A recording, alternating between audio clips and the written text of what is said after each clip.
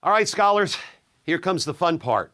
All right, we're going to learn about BABA accounting. Yeah, I get a lot of on Facebook people telling me, oh yeah, I passed the exam, BABA. Love when they say that because I know that that helped them pass the CPA exam. So we're going to learn a little bit about booking the budget, running activity, booking encumbrances, closing the budget, closing the activity, and closing the encumbrances. Let's look at the little scenario we have set up for you. We've equated the idea of governmental fund accounting as literally running out of a checkbook. Now, I realize many of us now with electronic forms don't have physical checkbooks anymore, but for the analogy, I hope this will work. So we start by writing checks, depositing funds, and that's what the government's going to do. And in corporate America, we just do an accounting of what happened. But in the government, we have far more responsibilities.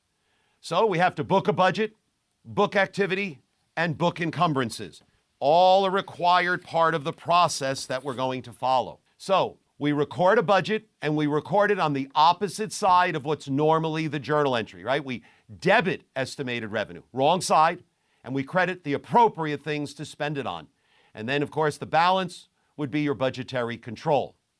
At the end of the year, we will ultimately close it down.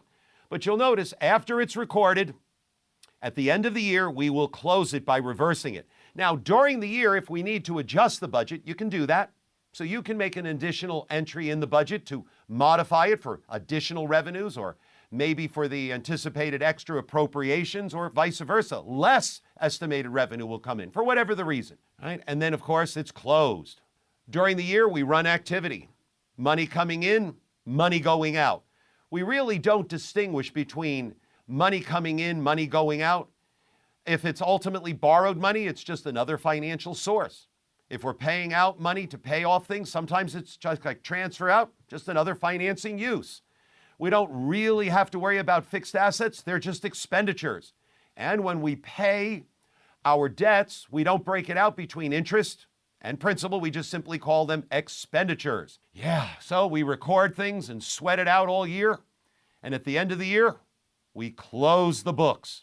Of course, encumbrances are little reminders. As you can see, he's taking a little yellow Post-it, sticking it on the checkbook to say, hey, I need to reserve some money. So we debit encumbrance and we credit budgetary control so that we know that there's a certain amount of money that's now ultimately restricted for some specific purpose. It's committed at this point in time.